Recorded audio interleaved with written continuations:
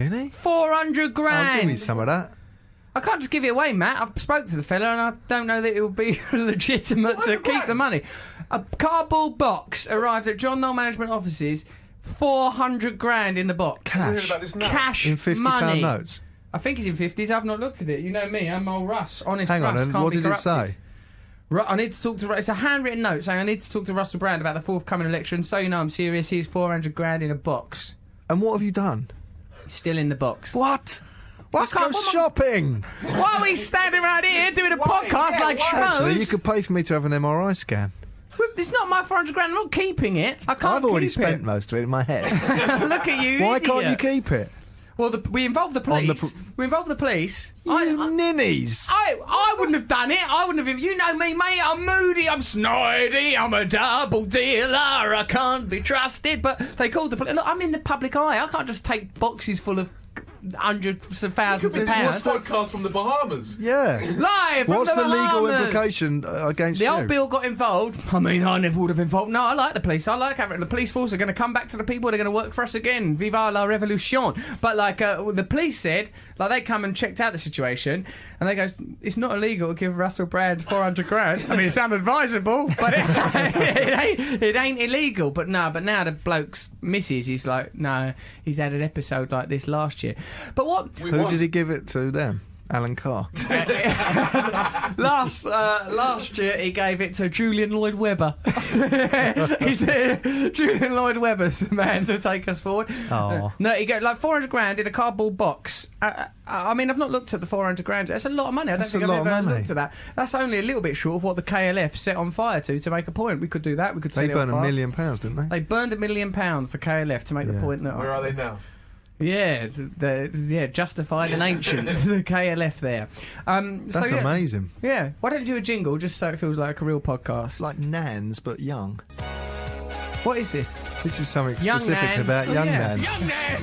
That's a good You were sat on the train, I said, Young Nan! You want it in the game, I said, This is good. Nan!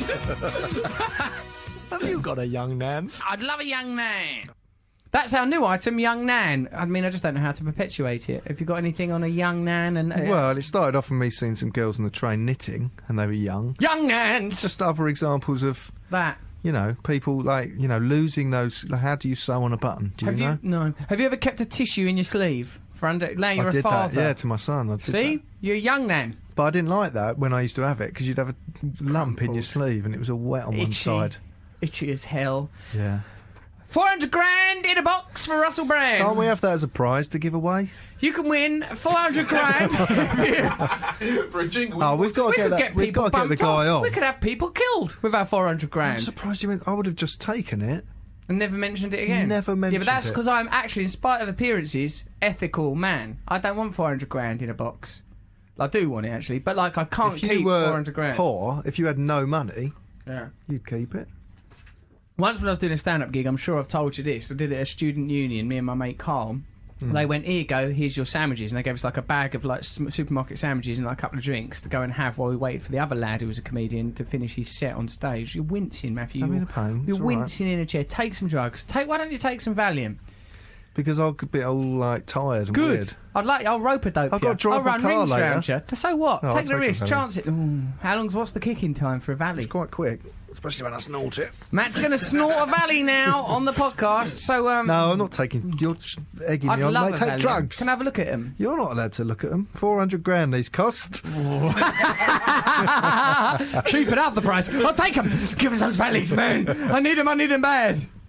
No, they do help a bit, but they make you drowsy. And I think need my to be on my nan. game. My nan, I think was. Yeah, you do need to be, because I'm sharp as a tack today. My nan, I think. I don't know if I want to accuse her of being addicted to Valiums, do I? Yeah. I think a lot of people of that age group were addicted to Valiums.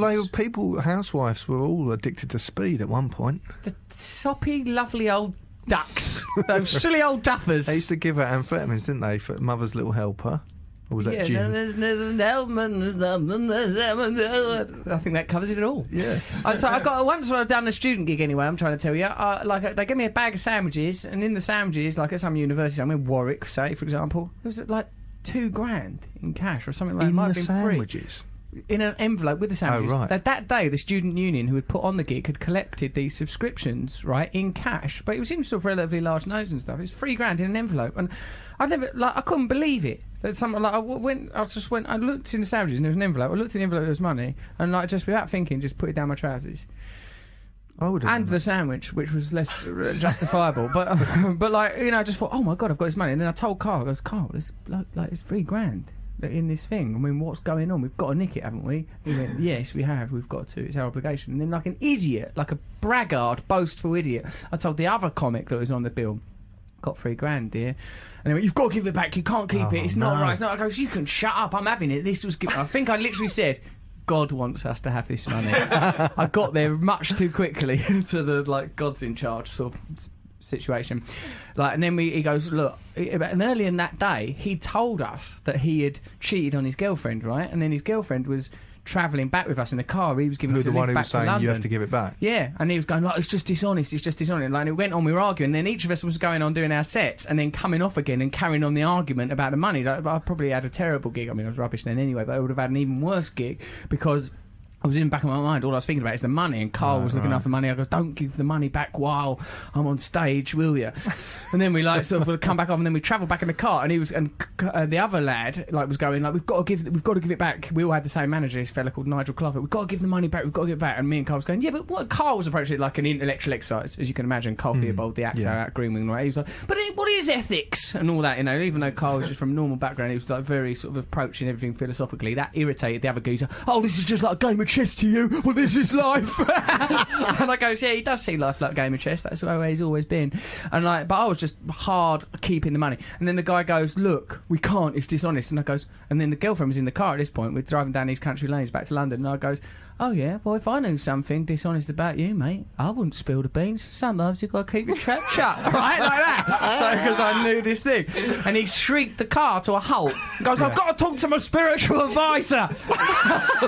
And then he made a phone call, and he was just on the phone to someone for a bit, and then he abandoned me and Carl in the countryside with money. I felt so very happy. He had a spiritual advisor. I think he was just a bloke. I mean, I can't imagine the Dalai Lama got on the phone and went, oh, just drop him off in the countryside. You don't cheat on her again, have you? Oh, dear. No, it's worse than that. Now I'm involved in a tiny heist.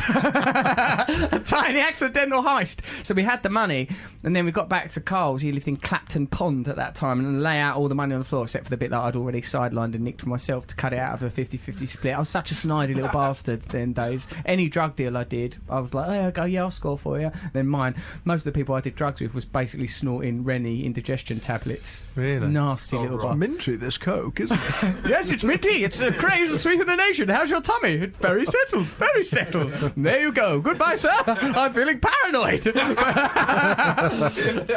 And then, like, yeah, so then we had the money for a bit. I think I spent some, like, didn't go too nuts with it. Then we got on the Monday, because I guess it was a weekend, we got a phone call from Nigel Clough. Like, was there some money in that bag that you got? No, but those sandwiches were chewy. I can barely get them all down. I've had the terrible rounds. I better have some more indigestion pills. Like, yeah, he goes, well, look, they've said we've had the student union on. I think we was grassed up, to tell you the truth. Oh, yeah, by our spiritual advisor. Spiritual advisors! They've grassed us up, these spiritual snitches! That's what his advice was, wasn't it? Snitches get stitches! Yeah, ratted out. So in the end, the money had to go back. It tore me apart. Well, so you'd spent some of it? I spent about 400 quid, I think. So what, did you have to just cough up 400 some quid? of it's got lost. What do you expect? Come on, like, gave it back best I could. Yeah. I suppose they were like happy to get some back. Yeah, because it could have been nothing. I would have stuck to my guns, but they was like, the police are going to get involved and all this sort of stuff. The thing is, yeah, because I suppose like it's such a weird. You didn't steal it; you were handed it. Didn't steal it. It got put into my hands. Now, obviously, the only morally, way to morally, you got to give it back, right? But what's morals? That's an invented concept. But if you're desperate for money, you know, there's been times in your life where you think, that was then, money. Right? Yeah, that was then. So then I was desperate. I couldn't pay rent. Little poor drug addict. What I would have done is taken it, put it into each of my shoes, flat. Why have you got me in your shoes? So it can't be found. You think no one's ever looked in a shoe before? It happens all the time. Shoe bomber. It's one of the most famous first places. All right, up my bum. Obama. He's a whole new kind of terrorist. I don't know. No, I just. At what point? At the gig? And then I'd just say no. If it had been me and you, I think maybe we'd got away with it because I think We were terrible. Of course we would have done. wouldn't have thought twice, did we? We did immoral and unethical things during. We stole a bag once because it. Do you remember? Oh yeah, we stole We've that spoken about bag that, I think, on the radio. We stole gave a it back. bag. Did we give the bag back? Yes. There was nothing in the bag, was there? We stole a bag, We had just walked nothing in past it, the so pub we and there was took a it bag, back. so we just took it. Well, it was there. There's no one around, so we went. We'll have that back. That might be a bomb. Let's take it and see. Yes. We couldn't have bombs going on. This is Chanel handbag. Call in this. Give it back. Yeah.